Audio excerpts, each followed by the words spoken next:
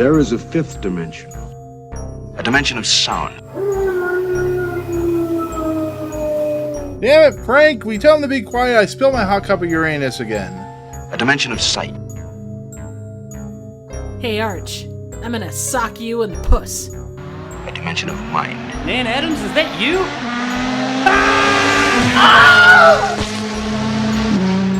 Next stop, the Twilight Zone. What's going on, everyone? Welcome to the Fifth Dimension of Twilight Zone podcast. I am your host, Nick. I am here to, or we're here to, I always say I'm here. I mean, we're here. We're here. You're here. Everyone's here who watches this video. I'm not to here. talk to, yeah, Triv's not here. She's still rebuilding her theater. This is actually an AI robot that talks to us, you know, in the AI configurations of the world. So, anyways, hello. Nick. Welcome. But yeah, we're here to talk the Twilight Zone, you know, the Rod Serling's famous TV series. I'm very tired, people, so apologize. Okay. But anyways, we're also on audio feeds like Anchor and SoundCloud, whatever the audio feeds we're on, iTunes, all that good stuff.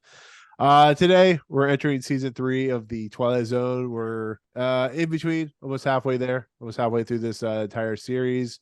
This is where it gets interesting, where the cards are thrown on the table, where Rod Serling starts smoking more packs of Oasis cigarettes, the smoothest taste. Yes. So with that said, I'm once again joined by my co-hosts, which are, of course, are Triv from Trivial Theater, or Triv in a Barrel, however you want to look at it, and Jacob from Jacob Anders Reviews. How you guys doing? Technically, I'm Triv in a dank basement right now. So Triv in a dank basement. Triv with a bomb. 6 minutes to remain. 6 hours. Yep. Basically. How you guys doing? Yeah. Well, trying not to explode. We got them dank nugs. Dank nugs. Trying not to explode too. Basically. Much different state than I was last week at this time. Yeah, sure. You now have come out. Jacob, of course, is eating some of Triv's Taco Bell. Whoa. What? Wait, hold up. No. Exactly. Thank you. See, I need a beer. That'd probably be much more. I mean, or less gross. I have not. I am sober as a fucking dog. That makes I am no Too. sense. This is sober as a depressing. fucking dog. Yeah. We're recording on a Friday, and we're all fucking sober. I'm still drunk from last week. Damn it. I'm still. I couldn't walk in a damn straight line when we were going to record last Friday. Yeah, I'm aware. She was like, I could string words together. I just couldn't text them. I can't guarantee I could have said it. Yeah, you could string words together. Oh, shut up, Mr. One Beer, and I'm on the floor out for 3 days. That's right. I am proud of it. Plus, you're like 6'3" and like built like a brick shit house, and you can't hold one beer. I mean, I'm full of shit, but I don't know about brick shit house. Yeah. Anyways, lightweights. I'm surrounded by lightweights. My God, I could drink you both under the table. Well, I mean, that's what happens when you live in a country or live in a state that has nothing to do. You drink. Yeah. Me, I live in Florida where they're trying to outlaw alcohol. So, well, I live in the middle of nowhere. Yeah, but you have goats. Yeah, you have goats. I doesn't have cows. Chickens, no cows. Yeah, you need a cow. I want a cow. Right. I gotta buy some of that land next to me to get a cow. Moo, bitches. A horse. Need some cows and some horses. Moo. And some sheep. Moo. And some dank nugs. Yeah, I'm gonna get some rabbits. Yay. You just don't bring Lenny. Don't bring Lenny with you. You can bring George to the farm, but don't bring Lenny. Tell me about the rabbits, George. Oh man, poor Lenny. Yeah. So speaking of two people traveling in the middle of a forgotten land that have absolutely nothing to do with George and Lenny. Maybe they do. Maybe they don't. Triv. Maybe they don't. With that said, we're going to be talking about the first episode of season 3, which of course is called 2, directed by Montgomery Pittman. Production code 4802. Air date September 15th, 1961. This, of course, is a episode that stars famous actor and actress Charles Bronson and Elizabeth Montgomery. this is considered one of the better episodes of the Twilight Zone. A lot of people really like this. I think Pace Magazine has this pretty high on their list. I'm interested to see what you guys think, because this is an episode that doesn't have a lot of words in it, doesn't have a lot of dialogue, but it has a lot to say about. I think it has a lot to say. We could talk. We'll see where this lands, because we are of a different mindset when it comes to where we rank the Twilight Zone episodes. Episodes that people really like, we may not like. So we'll see how this airs out. I know Dan from TYTD really likes this episode. I think Rob likes this episode a lot too. But this episode, I haven't seen it forever. I knew Charles Bronson was in this episode. I knew it started out the season, but can we at least admit this is better than King 9 Will Not Return? Can we all agree to that at least? Well, that's not saying much. Yes. Yeah, I mean it's an episode that literally features two people in a town, and so apparently some alien invasion happens, I guess. It's a war. But this is It's a war. what's that? A war. But yeah, but they have like alien technology or some shit. I don't know if it's like Well, a no, it just could be future. future. It's the war. not too distant future next Sunday AD. They list it as in the trivia they say, let me see here. In an attempt to make the world seem futuristic to the viewer of 1961, there's a sign at a barbershop showing a haircut costing $5. Oh my god, $5 for a haircut. And then- Holy shit. So much. And then they have if you know who what's her name? Shirley Temple. She was a kid actor back in the 40s, I think. Really? They've got her shut your face. They have a poster on one of the theaters that shows her as a young adult. So they're trying to say it's in the future. Yeah, I wish a haircut cost $5. I wouldn't have to be bald all the time. With laser guns that look like World War II single shot. Yeah. Right. Well, the Rifle. way that the costumes were where is it here? Let's see. The guy's uniform was Confederate, and Elizabeth Montgomery's was supposed to be Russian. Like just in the design, like the design was based on that. See, going into this episode, Jacob, I already know what your answer is going to be, because I know you don't remember this episode. I don't really remember this episode. Triv, do you remember this episode at all? Rarely or roughly. I barely Okay. remember this episode from watching it last week. Right. Yeah. I had to think about going back, because I haven't had a chance to see it since I watched it last week of this recording. But I mean, this episode it feels like a Twilight Zone episode, but it also feels like you can watch this on like a standard TV show of some sort, maybe a show about apocalyptic nature or something like that. But I have to ask you guys going into this episode, did you expect it to like be a very I don't even know if you can call it like a sci-fi episode or a non Twilight Zone episode, because did you expect the first episode of the third season to be this, I guess? Well, being that Twilight Zone is kind of all over the map as far as like, what you're going to get from week to week. Right. Yeah, but we've had a lot of episodes that don't necessarily reflect like what you would consider a traditional Twilight Zone format. Well, no, but this is like you can watch this on a stage. Like this is like a play, like a 24-minute play of some sort. So that's why it's set. Yeah. Well, it's like shadow play. What's It's that? like, will the real Martian please stand up? There's a lot of those. I Yeah, thought but that those was gonna feel be like more in the end. I ain't gonna lie. Well, yeah. It feels like they needed more time, maybe, to get to at the end, because there's not really like a payoff. It just kind of ends. Yeah, it didn't have Well, that. there is. I mean, there's not like a twist, but I think there's There's a payoff, decent but payoff. Yeah. there's not an ironic twist of fate that we've become so used to with Twilight Zone. There's not that thing that it's like there's not his vocal cords were removed and I don't have money kind of situation. Right. There's just all right. Well, that worked out.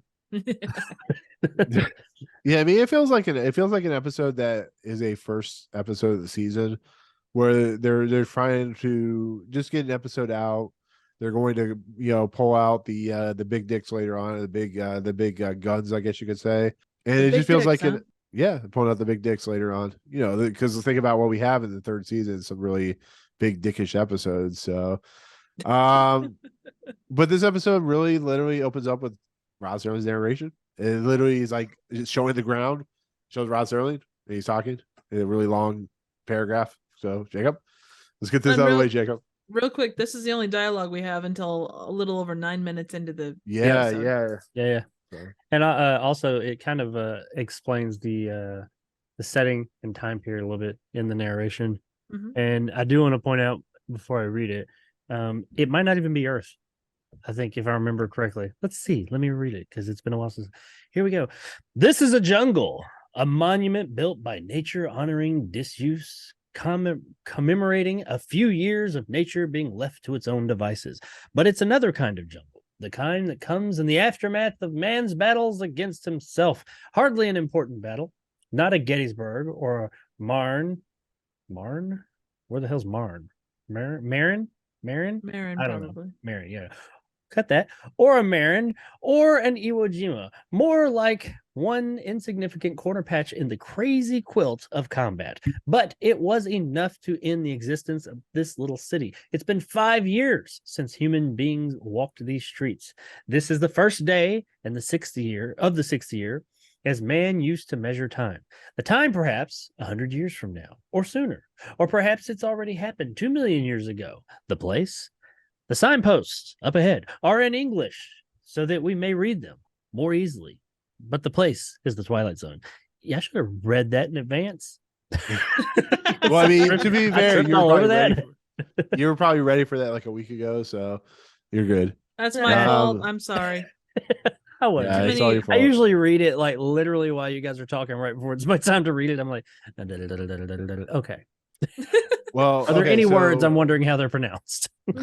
Like Marin. All right. So Marne is a river in east central France that rises north of Dijon, follows 328 miles north in the west to join the Seine River. Yeah. I knew. in Paris. Of course. His valley was the scene of two World War II or World War One battles. First halted and repelled German advances in Paris. The second ended the final German defense. Oui. Oh, So there you go. allez-vous? Bronsan. So this grand story that is not really that grand is basically first person we see is Montgomery woman, Elizabeth Montgomery woman. Montgomery woman. Hello, my Montgomery name's woman Montgomery woman. meets a man with a death wish. Right. Elizabeth Montgomery, she plays Samantha Stevens on Bewitched. Famous actress in her own right. It not as was famous- her. Holy Yeah. shit. Yeah, I just realized that. she was doing a really good emo thing. Yeah. I just realized that that's Elizabeth Montgomery. Yeah. I researched these people. Yeah. You believe Yeah, it. Like 5 minutes before we recorded, you're like, oh yeah, I remember that. I do the same thing, so don't feel bad.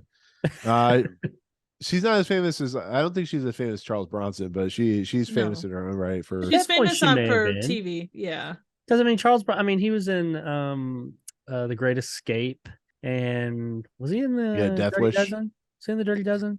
Well, he hadn't been in Charles Death Bronson? Wish yet, No, Death Wish came quite a bit later, like more like 70s, 70s. Yeah.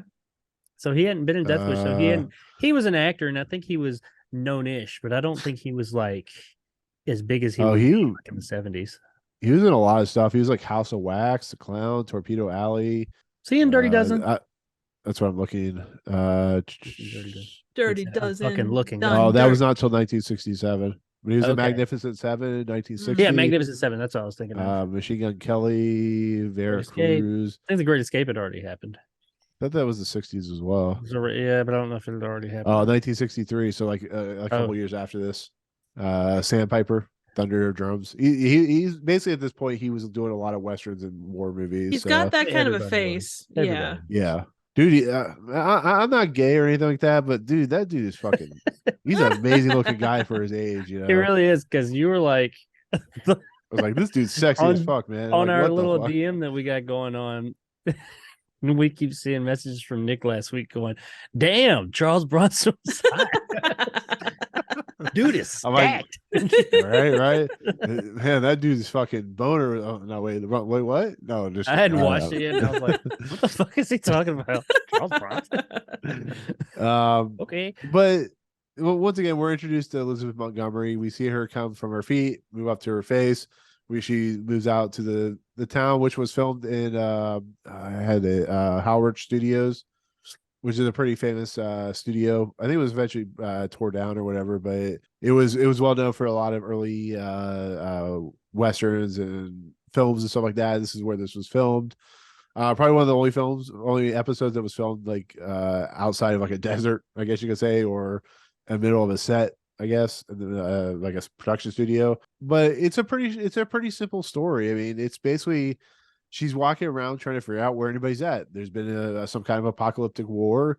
Everybody's dead, and she goes to the different buildings. She goes and looks around, and she comes across another person named Man, played by Charles Bronson. They don't actually give it names, which I think is a pretty good idea. It's like not to give these characters names, so it's like man and woman. Yep. And they're trying to pull the whole, I'm sure to some extent, the whole like last man and last woman on Earth kind of a deal. Yeah, like Adam and Eve or something like that. Yeah. But basically, she's looking around. She sees like bullet holes everywhere. Like I said, they meet. They cannot talk to one another because it's like different like languages. 60, like that movie 60, fire. right? Stormtroopers were there. Yeah. It's like that movie Precise, 65. the precise shots from these stormtroopers. You'll never see Yeah. that. She's looking for food, looking for anything she can eat. Charles Bronson comes in and she throws stuff at him like normal women did in the 60s when they see a man just come out of nowhere. They just throw shit at him and stuff like that. So, She had pretty damn good aim, though. I mean, I get that now. I the room and Chicks be throwing shit at me. I don't know why. You realize you didn't put the dishes away properly? Is that how that was? Yeah, throw dishes at me and everything. I was, what the hell? What did I do? Yeah, I mean, a lot of this stuff is just them trying to figure things out. Them on like opposite ends. I love how like when he wakes up, like he finds a chicken bone. And he's like really in love with that chicken. It came from a can too, didn't it? Yeah, yeah. And turkey leg. Yeah. Right. And so he's loving that chicken bone. But a lot of this stuff, like I said, is just them wandering around this town. I mean, let me ask you this question, and this will lead up to like the act break and stuff like that. What do you guys think about this as like a story? Like, did it bore you? Were you interested? Like, where do you guys stand on all this stuff that's happening? Because they can't talk to each other. They don't know what's going on. They can tell they're from different sides of whatever war they're in, but they're at odds with one another. They're not. She's afraid of him. He's trying to talk to her. Like, what do you guys think about this? Like, at some point he shaves himself. He shaves his beard or whatever, which I thought was weird. Because apparently in the 60s during war, I guess he's still shaved. Sure. Doesn't happen now. I can definitely tell you that. What do you guys think? So they did a good job of being like of playing them wary of each other, and they they're both intrigued by each other, but they're still like, what the fuck are you doing? Stay away from my things. The French. The other guys. Like, we. They weren't French, but I think they did a pretty solid job of the whole like even as a woman versus a guy kind of a thing. Like you do walk around with that a bit. Like you're a little bit weary of what could happen if you let your guard down. And I think that's what I do in Triv every day, because she's gonna burn down my movie emporium, my pleasure emporium. You're damn right I will. Well, no, actually, I do. I gotta ask you that, and Trev, you can speak on that or see what you think about this. She doesn't speak at all in this entire episode. He speaks, she doesn't. What do you think about that? Like, as somebody, or Jacob, you can answer this too. What do you guys think about the fact that she literally doesn't speak to the entire episode? Not the fact that she can't like translate with him, but the fact she says nothing ever. She only says emotes. one thing. Does she? I don't remember her saying anything. She says, let me look up the word quick. It's a Russian word meaning. No, it was Russian for pretty. From my love of The Invaders. You guys know I like me some episodes where the women can't talk. Yeah. Funny guy. Funny guy. There were okay, so there were parts of this episode that I looked at, and it's like from a practical perspective, even at that point in time, I have issues with some of the things that go on here. The fact that it's the guy that can speak English and then the woman that can't. I don't know how else he would have played that for them to be able to, because he does talk, and you do need something to be able to push it along if you're going to have two people interacting like that. But the fact that she's in a skirt to start with, and she ends in this like ball gown thing, and I know the feminine thing, they're trying to make it more normal, but my God, I don't know. Pretty. That's what she thought the dress was pretty. Well, I'm no, so exactly. No, and petite, I I'm get that. so It's just it's petite. not practical for what you're trying to do, and maybe that's not the point. Well, here's the funny thing or interesting thing. The thing I don't know. I don't think Rod Serling wrote this episode. No, he didn't. It was Montgomery Pittman. I honestly think this episode was trying to distill down the simple fact that They're it both doesn't human. matter. Yeah, well, Right. not only are they both human, but I don't know if you guys, if you two either watched the Clint Eastwood dual World War II movies, Letter from Iwo Jima and Flags of Our Flags Fathers. of our fathers. Yeah, yeah. But there's a thing that happens in those movies where you see one side, you see the other, and they're exactly the same. They're people that don't Right. want to be They're in this fucking human. war. Yeah, it's the same thing here. I don't think I think these two fought with whoever side they were on, and they come into this town, and it shows that these two people, even though it's a man and a woman, they're exactly the same. They're in a situation that they don't want to be in.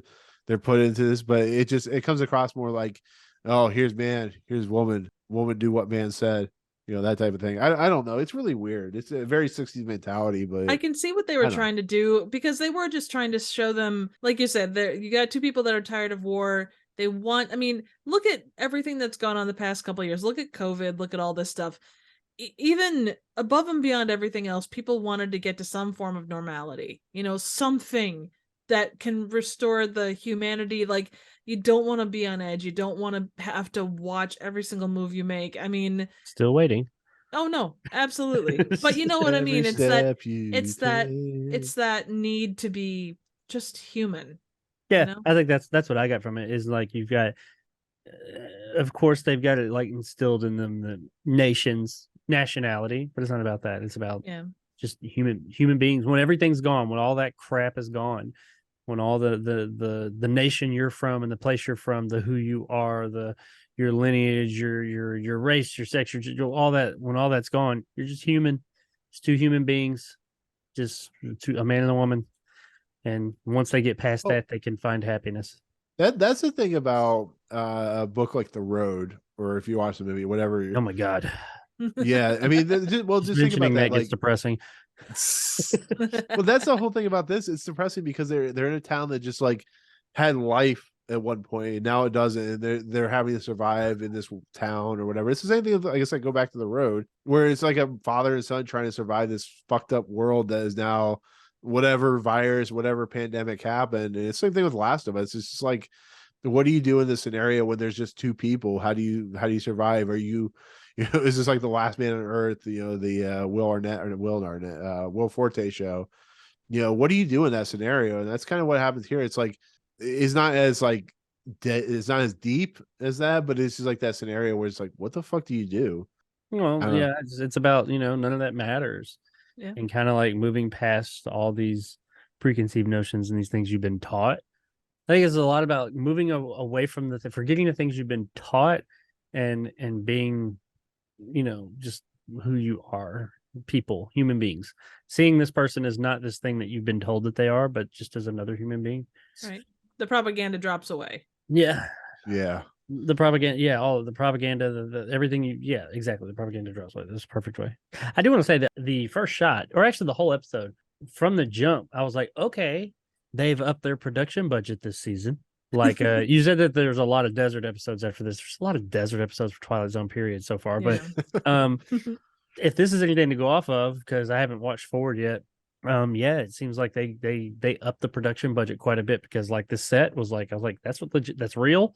I mean, it's a set or a lot, but still, it's a tangible things. It's a real deal. It's not like rear projected backgrounds or anything like that, or even matte paintings. It's legit set. It looked good. Yeah, I do like the shaving scene, because it's just like, in this world of chaos, the guy, that's the one thing he has going for him. And I like how she freaks out about that and runs away, and how he's just like, I'm gonna shave him. I'm gonna shave him. I look nice, it's the little things like that in life that make like survival worth doing, is the stupid little things like, I don't know, eating a piece of chicken, or shaving, or finding a gun that has a laser beam attached to it, or whatever. It's just, I don't know.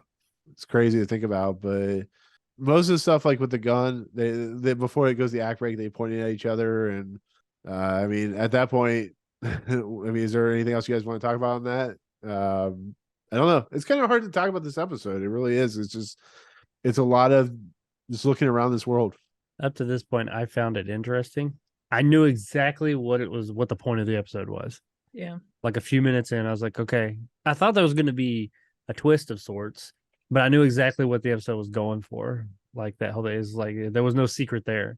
I didn't know exactly how it was going to end, but I was interested. I mean, it's a slow episode, but at the same time, it moves very fast. It didn't feel like it took.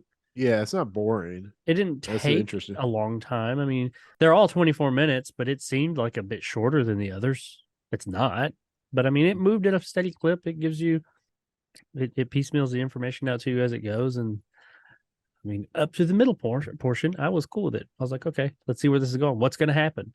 I do wonder, is that did the story lend to that? Like if this wasn't called The Twilight Zone, if it was just called Two, it's a show, a totally different show, would I have been as interested? Because one of the things that did keep me interested, yeah, their interactions and all that, what's going on or what's happening kept me interested. But it was more me wondering what's going to happen. Like, what's the thing that's going on Right. here? And I do wonder if was the episode making me think that. And then when we get to the end, we'll see why I'm talking about that. Or was it that this is a Twilight Zone episode? And since this is the Twilight Zone, something's going to happen. So I'm kind of like looking forward to that. I think you can also add it up to the simple fact that you have Charles Bronson and Elizabeth Montgomery.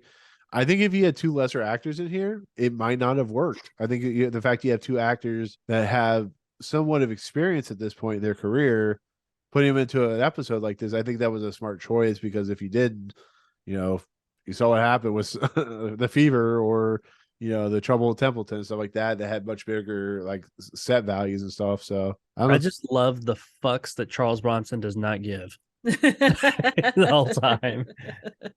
He's just like, he's just done. Whatever. Yeah, he's like, I don't give a shit. Just put on a dress, woman. Yeah. Put on a dress. Look I don't pretty. give a fuck. Fuck off. Yeah. But what about you, Triv? Oh, I'm with. I'm sorry. What? What? I'm with Jacob, and it is a good question to ask. Like, would this have been as well received as if it didn't have the Twilight Zone thing behind it? I think you could say that about a lot of stuff. Like, you look at like any of the Star Wars movies, if they didn't have that Star Wars moniker behind them, if it was just Attack of the Clones was just Attack of the Clones, or The Last Jedi was just The Last Jedi, without that behind it, I do think you would lose that. But being that this isn't based in an anthology, yes, you have that expectation of some kind of a thing, but it also has that. I love how you pick the two most maligned. Hey, whoa! Entries in those two- I'm in doing the those- Peter Griffin thing with overall. the last whoa. Overall, the two most maligned entries in those two Yeah. trilogies. I just picked them out of my ass, so I apologize. I don't know. Actually, if they weren't called Star Wars, I think they would be much more better received. Probably. If they didn't put Luke that's Skywalker another. in it. That's That's another another podcast. story. Yeah. Yeah, But that is I another do- podcast. Yeah.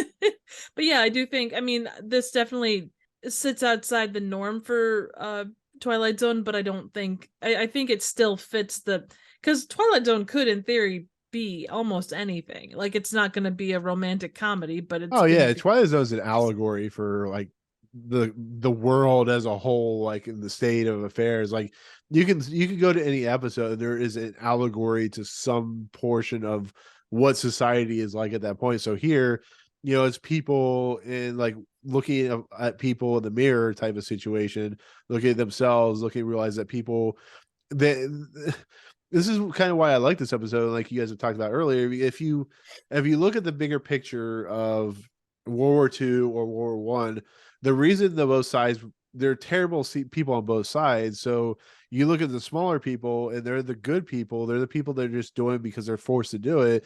But you're always focused on like the Hitlers or the Stalins or I don't know, whoever you can think of like back in the day, Ito, whatever his name was, Hirohito or whatever. That's what I think. That's why this episode is kind of potent like it is, because the Twilight Zone, Rod Serling, and all the people who worked with it, they're putting onto the table like in like every episode some kind of reasoning or logic that isn't Franklin throwing people out the window, that type of thing. So I don't know. Yeah. That's where I feel. So sorry to cut you guys off. I do think that the episode it had stuff in it that was interesting. I would have still, if it was just called something, if it wasn't Twilight Zone, just some other episode or some other show, I would have still been intrigued in the beginning. I just wonder, because I'd still be wondering what's going to happen, even though I think this is the point of it all. What's going to happen? But I wonder if I would have been as invested because I'm fully expecting something to happen, not wondering if something would happen. I'm fully expecting something to happen. I'm positive something's going to happen. I'm just like, what is it going to be? Fair. Maybe that was the twist. Yeah, the twist maybe was like it was your expectations out the window. well, to some extent, it does kind of build it up as okay, bad things are going to happen, because these two are from opposing sides. And I wonder with the 60s, that era or that time, if people were expecting more of a conflict between the two of them. Like, oh, we know the Twilight Zone, it's been on the air long enough where we know something is coming. How big of a battle is it going to turn into? How morbid is this going to get? Well, that being said, this may be one of the most Twilight Zone episodes to Twilight Zone, because it is very much playing on the fact that this is the Twilight Zone. A lot of other Twilight Zone episodes I feel like could exist outside of the Twilight Zone, but this one is depending on your expectation that something off center is going to happen. I mean, they do have laser guns, so Sure. Yeah. I think that's what they like. The people at CBS were like, "You need to make this more Twilight Zone-y." Like, okay, add some laser guns. We won't explain why they're there. Just add some laser guns. But no, Well, I we can don't know imagine. when this is taking place. So. The sound for the laser guns is, we're going back again, from Forbidden Planet. Nice. And Yeah. Forbidden Planet, they got a lot of stuff from Forbidden Planet, especially in early Twilight Zone. Lots of very much set decoration and stuff like that. And every single damn spaceship. Yeah, right. Lots now of they have spaceships. money. Anytime they're in a spaceship, I guarantee there's something from Forbidden Zone or Forbidden Planet in there. Actually, I think there it's was kinda even funny. one. Oh, sorry. No. I was gonna say, the thing that I think is kind of funny is, can you imagine they have like, when they like do test audiences and stuff like that, they'll bring them into a room and let you watch the episode or whatever and talk about it. It's probably Did they that do one test little audiences lady for every episode? No, I know they do for I movies mean, and stuff, but like when Two Broke Girls, before that aired, I was in Vegas and they showed us that episode. And I was like Ralph in that episode where they do like the Christmas gift or whatever, and he just like turns the button, he starts crying and turns the button like to the red just because it was so terrible. That's how I felt. But yeah, no, Trev, what were you saying? Before I went on tangent. I lost it. Sorry. yeah. Uh-huh. Yeah. I agree. Yeah, it's like the spaceship. The spaceship you were Yeah. talking about was also used in Lost in Space, but that's not really anything of note. You can cut that part. So No, I'm Not leaving important. it in. Fuck it, I'm Oh. leaving it in. well, fuck you too.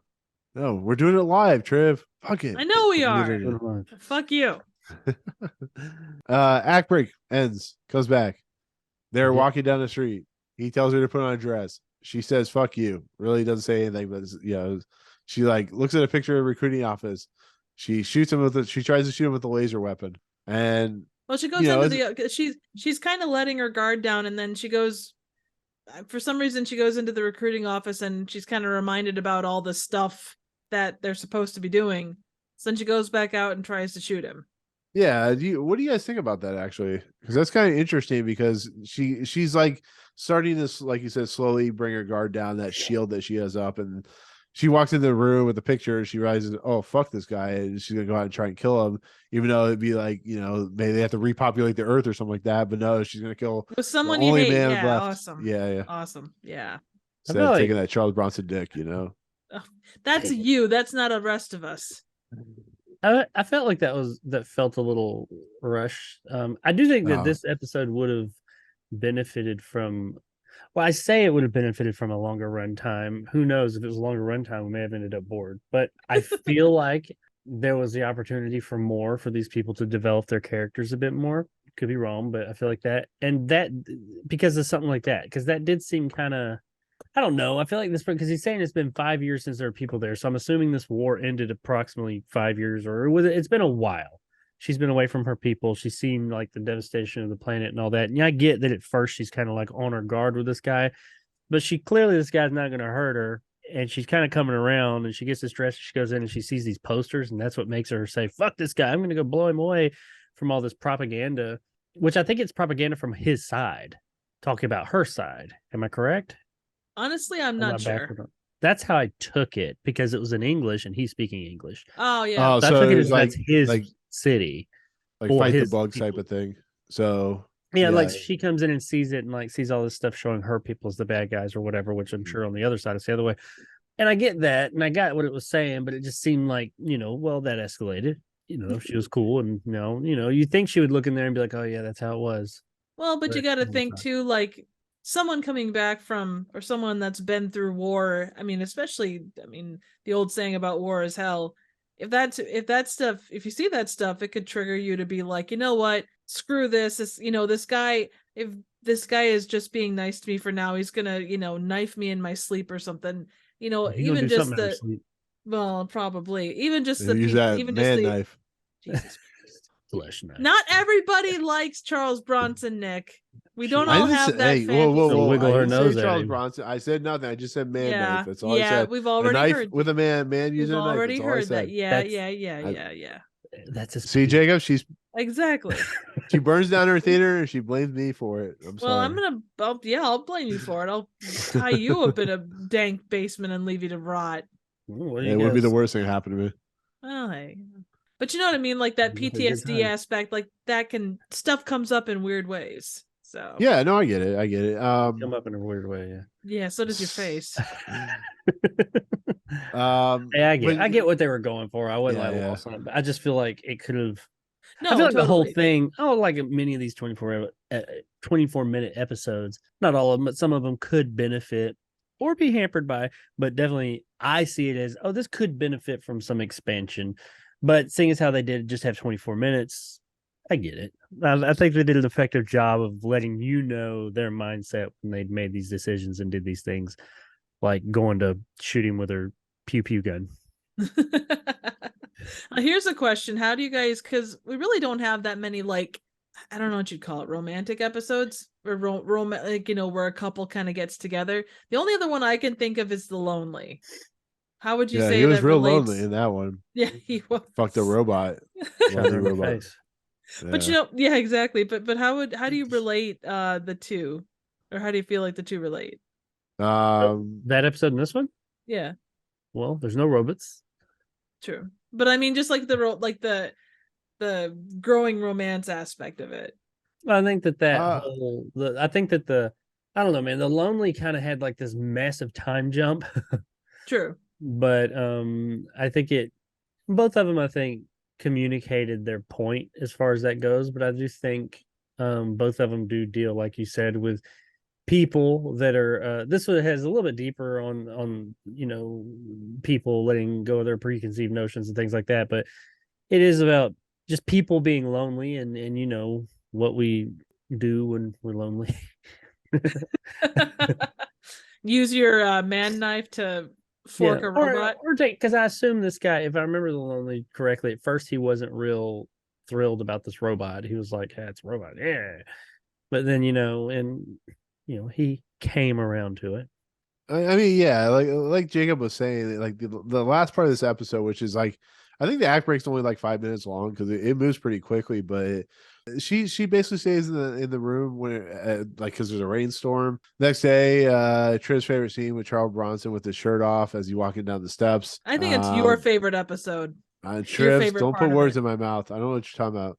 Hey, he was ripped for 60s though, because he was in shape in the 60s was different than nowadays. You know what I mean? Yeah, very much. And he was verging on nowadays kind of in shape. I ain't gonna lie. Yeah, he is like that non-six pack, like buff. He looks like He had like a 3-pack. Well, yeah, but like you can tell like somebody like that looks like they're like they like carry wood or some shit. That type of. that type of lumberjack type like Schwarzenegger was in Commando. Yeah, he's a lumberjack and he's okay. Well, that's all night because the fact of the matter is that's real. When you're in shape, that's what you look like. You don't walk around looking like look at Chris Hemsworth all Bruce day. Lee. Those guys are like friggin' doing massive amounts of push-ups and throwing baby oil on right before they shoot a scene and drinking a lot of water, or not drinking water, actually dehydrating themselves so like their skin stretches to their muscles and stuff. They don't walk around like that all day, every day. You'd No. fucking die. Yeah, like I said, look at Bruce Lee. Bruce Lee was the same way. Like those are the type of people like that you want to be scared the fuck out of or scared to fuck with. Similar like Michael J. White or something like that. Maybe if like Chris Pratt walks in, I'm like, I don't give a shit who you are. Get the fuck away from me. That type of thing. Charles Bronson walks in the room. I'm leaving. I'll see you next year, and I'm gonna go hide in the corner. He's pitching a tent at that point. No, I'm just hiding in the corner somewhere so I don't get my bad ass kicked. motherfucker. Also Yeah, it's like Patrick Swayze. If he walks in, I'm fucking getting the hell out of there. You know, that type of thing. good. But roundhouse no, you. like right, rip your throat out or catch you in the air. Time of my life. No, anyways, so he's walking down the steps. She comes in Again, that's Nick's fantasy right there. Yes, it is. Nobody puts Nick in the So corner. that be but he's all cleaned up. He's wearing a suit, wearing a nice tuxedo suit. Did you see the frilly thing? Yeah, he yeah, it walked was around, great. he had it, and I was like, "Oh my god, no! They're gonna kill it." When he ripped it off, I was like, "Yes!" he looked at, he was like, "Fuck is this pansy shit right here?" I'm so happy he ripped that off the sleeve. Right, but they're she's wearing the dress. She's now happy. She says, as Triv says, about pretty in Russian or whatever it says. But they walk down the street. She gives a smile to him. They hold hands, and that's the end of the episode. Were they holding hands? They don't hold Yeah, hands. they hold- No, they No, don't. they hold hands as they walk off. Do they? Oh, I missed that. I didn't realize they were holding I hands. didn't. I think they it's like held I hands. think it's like maybe. Hey, you know what? Where's the Twilight Zone at? I gotta look this up. I'm Well, pretty while you're sure that looking they're that both up- holding their stuff, but Yeah, holding their stuff. No, they're definitely holding something. I would have loved it. That could have been the twist. If like he's standing up there on that balcony, he's looking down, and she comes out and she says, "Pretty," or whatever, and like he's like, Ready. and she walks out from behind the car, and she's like, "Oh, feeling herself, vibing," as the kids say nowadays. And she's sitting there, and he's like, and he just like real quick, like pulls that gun out and goes, "Wow!" and shoots the shit out of her. I'm like, that would be great. I gotta wait for. She tried to shoot him last time. they Forces. met. yeah, that's fair. That's fair. I will Yeah. say, and I know that is not the point, but that dress No. is so freaking impractical. It's like, come on. I mean, I he don't had a know. puppy shirt on. He had no Yeah, shirt on. He ripped the was- puppies off. but- Yeah, he didn't. At least he's wearing pants. If Bryce Dallas Howard can wear stilettos in Jurassic World, Oh, for fuck's sake. all right, let's see if She I'm should have like correct. ripped the bottom part of the dress off because she had like that gun thing going on and all that. Yeah. And that scarf. He had a scarf. For me, it was the 60s. Charlton Heston. There's a cavet or what is it? Ascot, not an ascot. What the hell is it called? See, they're wearing. Hey, see, right as they go up. See. No, Yeah. they were kind of they were starting to, but there wasn't any Yeah. hand holding. He had They like did. the finger thing going like that. Like, hey, Yeah, touch my finger. I'm Pull my- right. I'm always right. No, you're my not. finger. I'm always right. No, you're Always not. right. No, you're Always not. right. For fuck's sake. I'm always right. No. So, yeah. No. Anyways, so with that said, it pans up, and that's the end of the episode. So, what do we think? Uh, This is when Jacob goes. It was all right. Not as good as Trouble at Templeton, but it was all right. I It's better than honestly, for a Chance to Dream. honestly, I'm kind of mixed on this one. Like, I can see what it's going for, and I Yeah. really appreciate a lot of what it did. There's bits, and it's not a chick thing, I don't think it, but there is bits that just don't jive for me, and I don't know why. I'm I with don't you. know how to describe it though. Like, I Are you can't saying you're tell not a you. jive turkey? No, I'm not. Jive. Like, I can't tell you the reason why. Like, I was watching the It's- episode, and it- there was a lot of good. It just, I don't know. There It's just just wasn't because the payoff. There's you just were not a lot there. expecting. Yeah. I mean, there is a payoff, but it's kind of, let's be real. It's a sweet payoff. Yeah, but it's kind of limp noodle too. It's just like that. Why did I watch? What? Why did I watch this? I mean, honestly, it was acted that well. It looked good. The story, as thin as it was pretty classic, and it went down fine. There was nothing about the episode I can look at and be like, "That's terrible." Yeah, it's But- not a bad episode, but it's just not. It's like I didn't feel fulfilled in the Yeah. end. I mean, it's sweet. It's like, oh, look, there's hope. It's supposed to show hope or something, I guess. I I don't mean, know. that's what it was. I think that's what the episode. I mean, obviously, that's what the episode was aiming for. I mean, it was Mhm. meant to be that, in the end, again, like we kind of talked about, we're all people, and if you can put your biases and shit away, you can see people, but you have to be open to allow yourself that. And I'm torn on that because I totally agree. That is what it's going for, and that is what it communicates. But I feel like, I don't know, it didn't hammer it. I don't know what else it could have done. It might be the Right. run because it moves so fast. Maybe that's it. But it's like it didn't hammer it home enough. And I'm like the first one to be sitting there saying, "Oh, don't cram your message down my throat." But I feel like, yeah, that message was said, but I didn't feel like I got enough of it. I wasn't invested enough, or I don't know. I didn't hate. I enjoyed it, but Maybe it was the fact that they were like Excuse the me. only two people left and obviously lonely.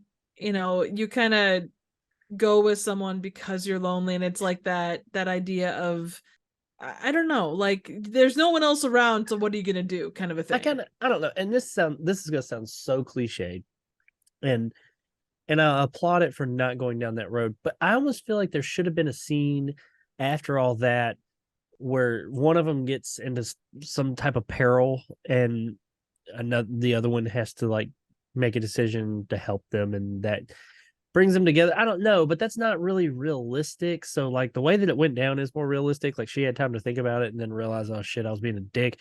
Let me go say hi to this guy. And I mean, let's be real.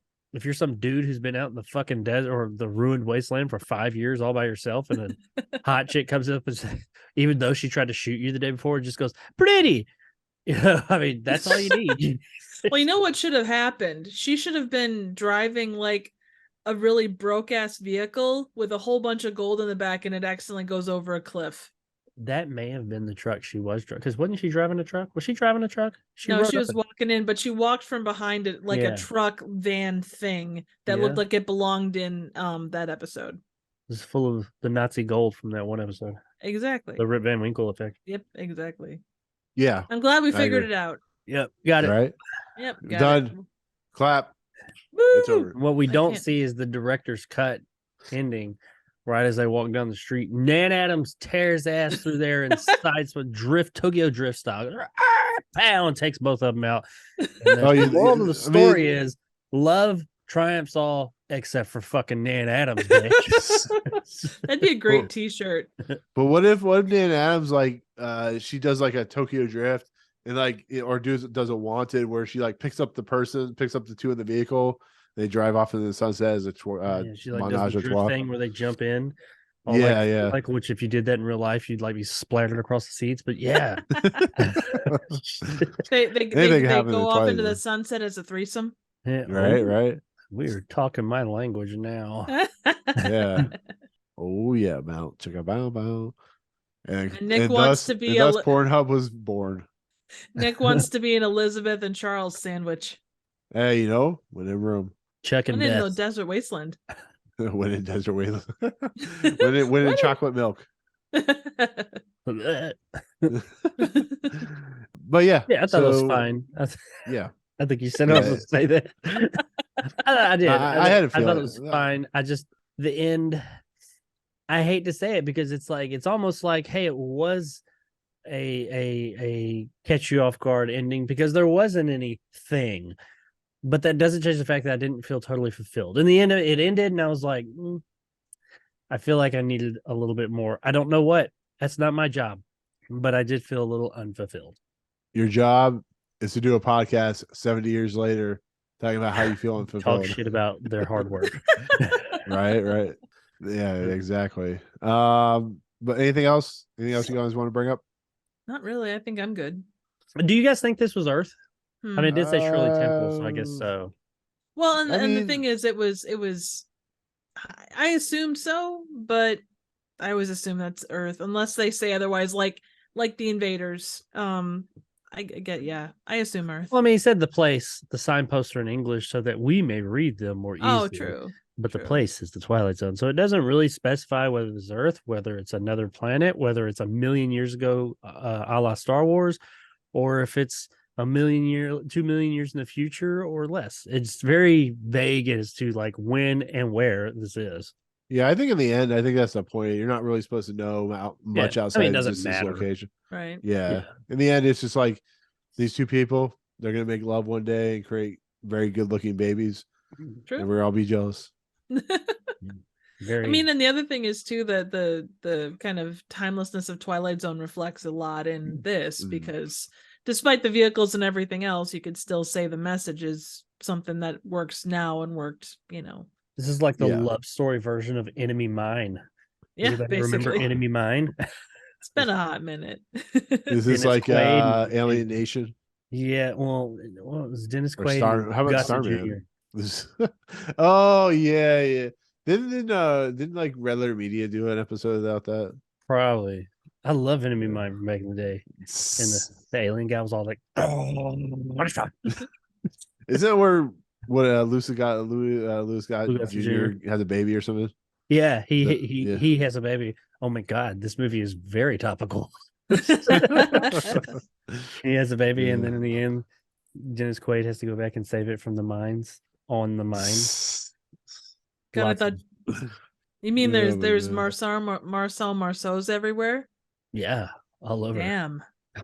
All right, enough. All right. With that said, Jacob, hit us up with this amazing long ass closing narration. Oh man, this is the fucking worst. It's so long. Okay, That's what here she we go. said. Yeah, she did.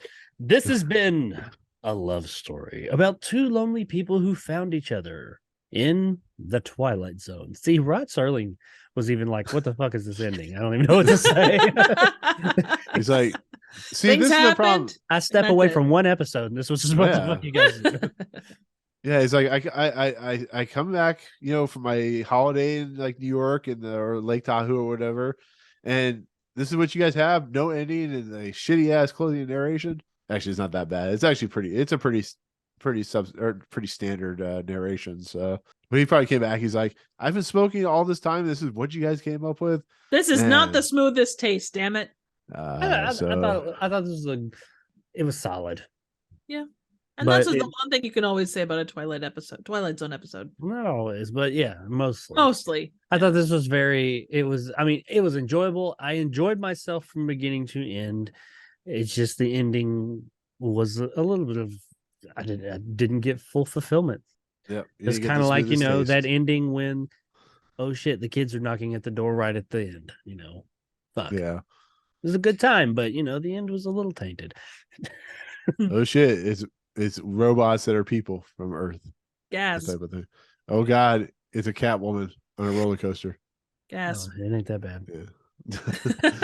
All right. So with that said, that is season 3, episode 1 of the Twilight Zone, which of course is 2. Let's do it. Let's do the Twilight Zone ranking list, the last ranking list you'll ever see before you die, and 2 people survive and go off and make handsome looking kids. So that So, leaves it down to you and Jacob, right? Well, you act like you can't have kids, True. Terrible. I'm a Terrible, 2D, I'm a 2D rendering of a real we don't person. we do not judge on the 5th dimension. We don't judge what people look I've like. only or what got they... 2 of those 5 dimensions. Jacob, do we judge on the Twilight Zone 5th Dimension podcast? Yeah, I judge all you motherfuckers. Exactly. See?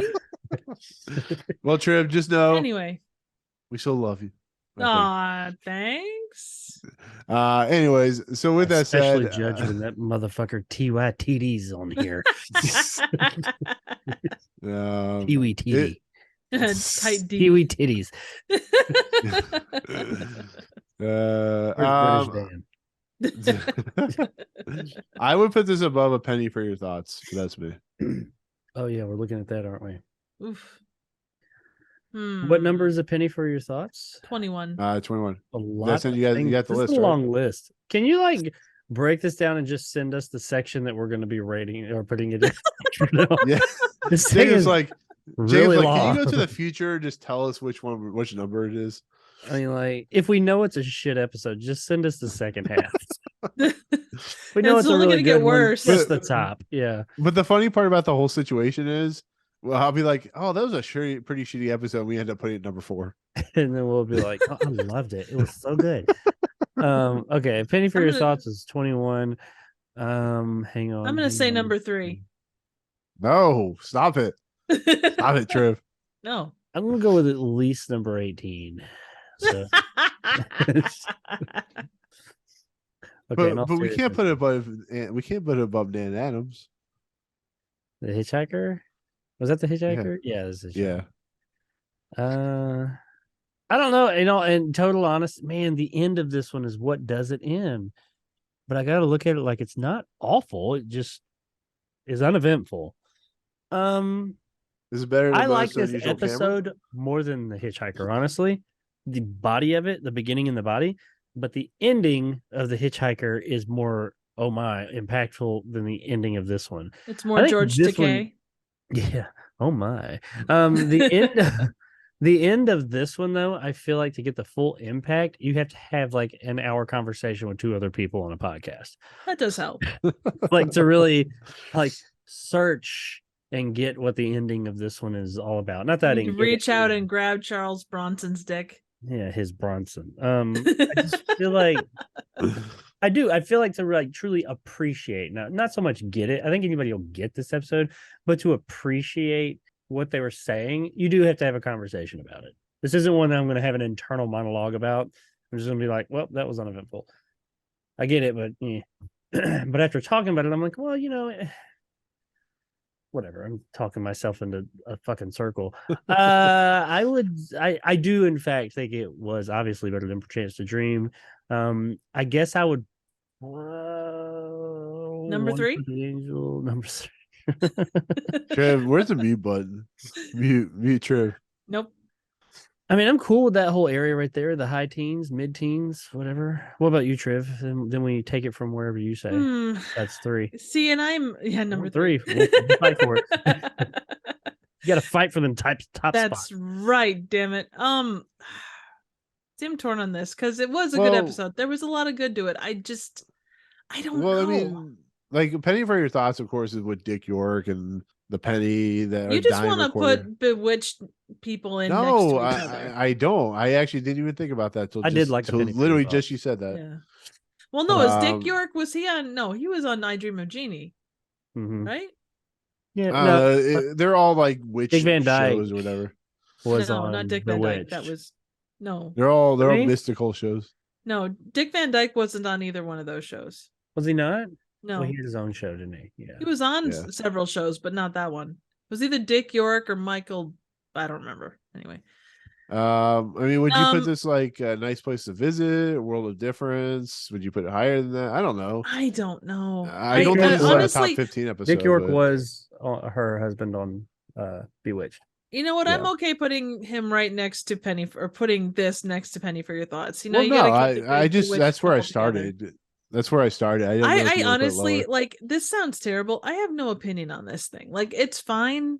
It does what it needs Yeah. to do. So just a typical week. I'm with you. It's very middle of the road, and I do liken a lot of it to the fucking end. I mean, I don't hate to know. say that because it makes it sound like I'm like, oh, it's got to have a big thing, or I just can't really enjoy That's it. a good It's that's a not good somber impression of ending. yourself. Yeah, that sounded really weak. But it's not that. I mean, I don't have to have this big bombastic thing. I don't have to have a big oh my, but it's just like the end just happened, and it was like I can't explain. I can't. I'm not gonna sit here and deny the fact that I was a bit unsatisfied at the end, and I have a hard time placing this one. Yeah. I didn't hate it, but it's just the end. It's kind of Well, I mean, do you think like Most Unusual Camera has a better story and end? Oh God, yeah.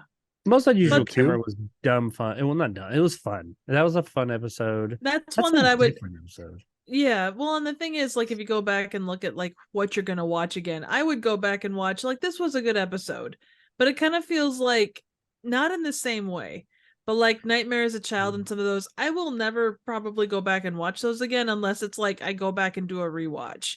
Like Yeah. it was a solid episode. It just didn't blow my hair back at all. Well, it was like I said, it was Um, just missing that. It was missing that impactful thing that really like stuck. It didn't stick the landing the way I wanted it to, but I do think it is one of those episodes. Not joking so much about what we're doing here, but you got to like kind of talk about it to really appreciate what the ending was saying. Oh yeah. But even then, it's like, okay, I already knew that, so it's not that. I guess I appreciate what I already knew a little bit better. Maybe I'm talking out of my ass. I don't know. Well, I mean, I I mean, you don't always know. are. That's a half. Yeah. No, a here's where I would put it. I think it's a better episode than 100 Years Over the Rim, just because that most of that episode is fine. It has the same like a couple people in a room talking. I don't know. Penny for your thoughts, like in that realm somewhere. I don't know. I'm fine with that. Yeah.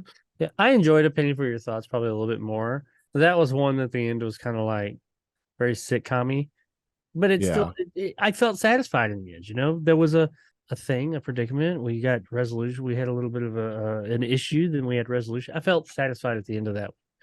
This one, I just didn't feel totally satisfied. Is it better than Iron Lung long distance call? That's weird Kid because Bull. like I heard so much leading up to this one, how it was supposed to be so great. And it was good, but it's just like I don't see why this one's so high, because you're saying it's ranked pretty high, right? Yeah, it's Overall? number 19. Well, that's about where we are. Well, up to this point. That's Well, we still got 2 seasons to 160 go. Yeah. Well, But you 3 remember this, the people, the reason this episode does so well is because Trib loves Charles Bronson, and that's most women in the 60s love Charles Bronson. So Right. Clearly. that's right, Lodge. No, I'm kidding. Yeah, I would honestly put this above, right below Most Unusual Camera, above Long Distance Call. Yeah, I'm good with that. Honestly, I said that before too, but anywhere in that upper middle seems pretty good to me. Long Distance Call. That's the kid that Bill talks Mummy. to his grandma. Oh, I like this more than that one. I didn't care for that episode. You didn't like the poor I thought it was kid drowning in the pool that shoddily they put together. I thought it was like edited terribly. I remember thinking this is just like put together badly. The story was whatever, but it was just kind of put together. Well, whatever. That's me. Well, yeah, it was a videotape episode. We'll just put it at that. Yeah, it was not very well constructed. Yeah. I'm cool with that because I enjoyed Penny for Your Thoughts. Wait, we're not there. We're 100 yards over the rim. Most Unusual Camera. I liked Unusual Camera, even though it was kind of goofy. It was fun, Right. and I like that funny as hell kind of ironic ending too. It didn't make any fucking sense how they kept on like falling out the fucking window, but whatever. Yeah, that sounds good. So we'll do that. Say it, let it be said, let it be so. Written right. Good to know. Woo! Make it so. Make it so. Make it so. Make it so. That's right. So with that said, that'll do it.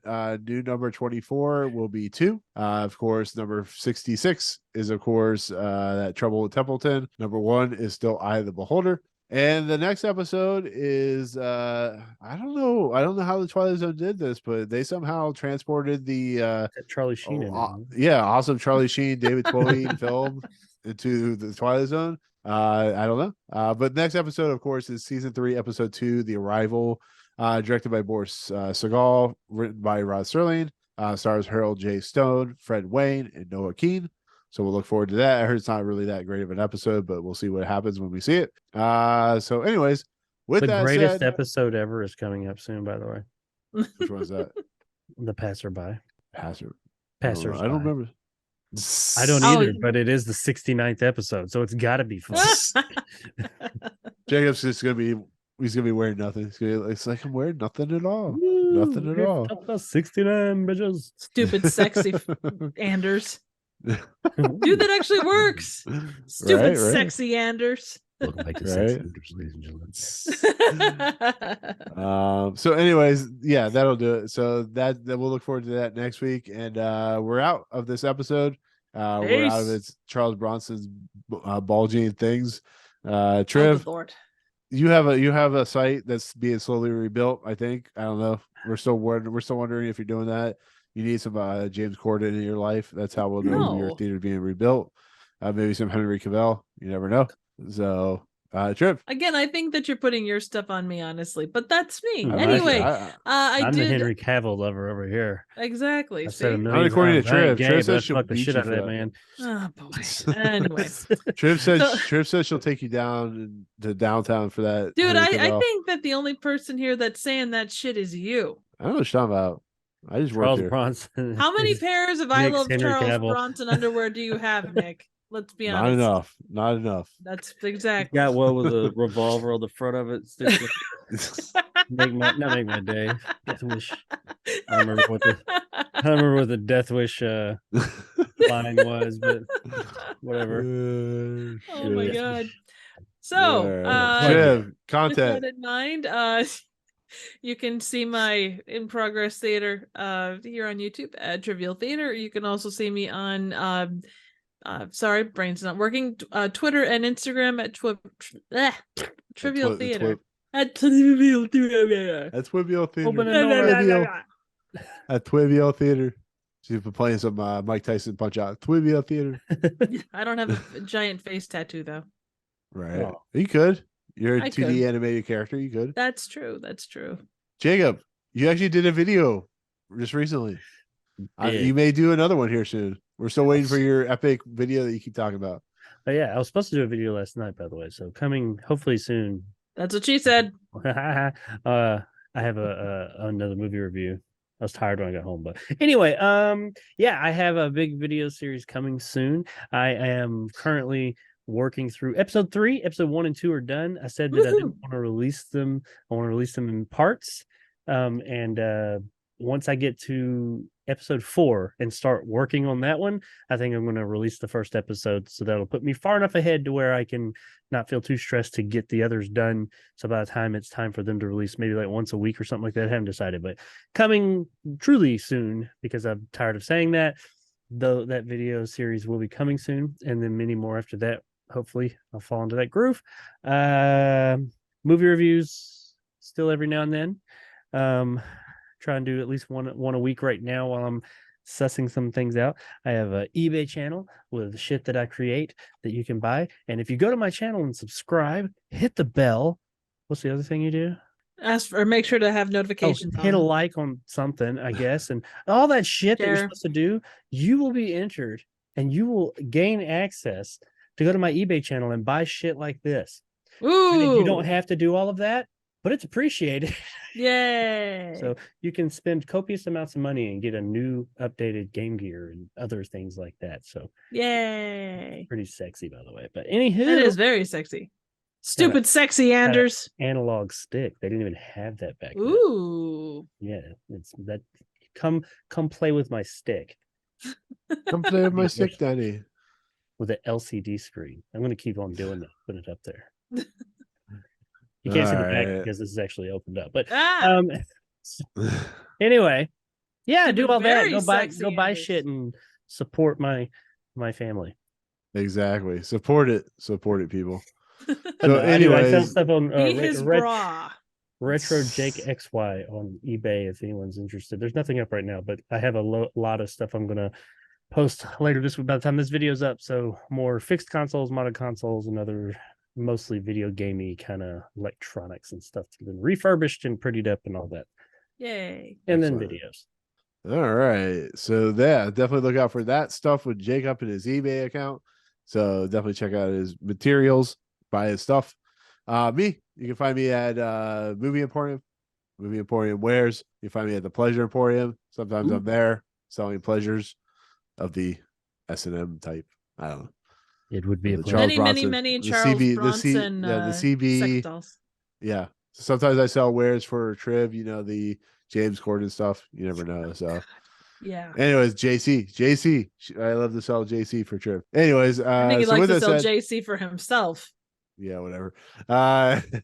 So anyways, you can also find us on audio feeds like Anchor and SoundCloud and YouTube and all that good stuff. So without further ado, for myself, Triv, and Jacob, we'll see you guys next time in the Twilight Zone. Peace out, motherfucker. Bye. Adios. All right, so keep it clean. Yeah, let's talk about this episode. It should be an interesting 50 to 30 minute episode. So let's do this. Okay. Well, with that, do it. Wow. Do it. But his bitch up. That's Firestarter. I am the Firestarter. You are the Firestarter.